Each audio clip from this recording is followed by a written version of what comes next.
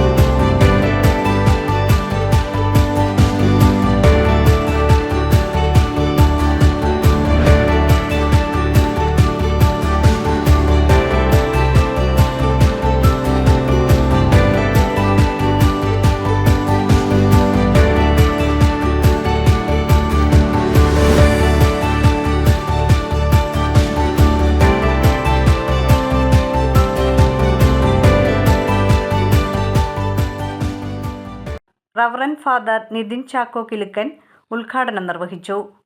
Elanthikkara high school retired headmistress Latha Santhosh ആദ്യ വിൽപ്പന നിർവഹിച്ചു.